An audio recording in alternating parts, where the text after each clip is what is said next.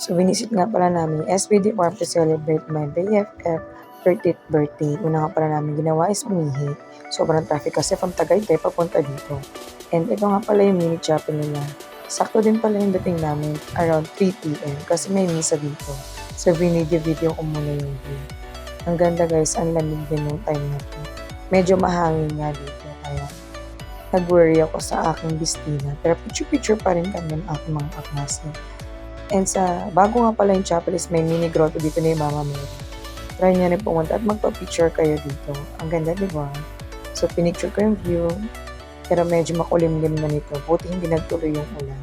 So, pababa na nga kami papunta dun sa may sign na SBD Farm para magpa-picture.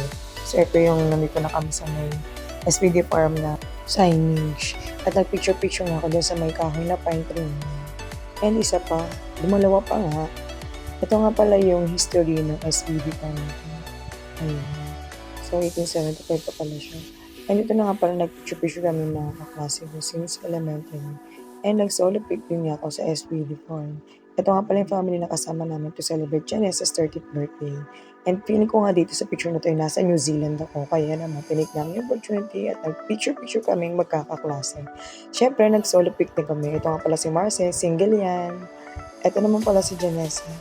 Married na to. Ito nga pala si Shane, single din. And ako nga pala ito, married na nga rin pala kami. So after nito is napunta kami sa cafe nila. So dito nga pala, pinicture-picturean ko siya. Habang napipicture pala ako is, pinicturean din ako ng kaklase ko, o diba? Pati ang aking pamimiwang, napicturean din. So ito na guys, yung loob nila, ayun yung menu nila. So meron din sila dito parang snacks. So in-stolen video ulit ako ng kaklase ko. And diba? And syempre, pinicturean ko yung menu para makita niyo. And nga, pinicturean ko rin yung kaklase ko. Kanina pa nag-stolen chat sa akin. And sin-stolen na naman niya. At ito nga pala yung in-order ko. Yun lang. Thank you for watching. Try niyo yung cafe nila.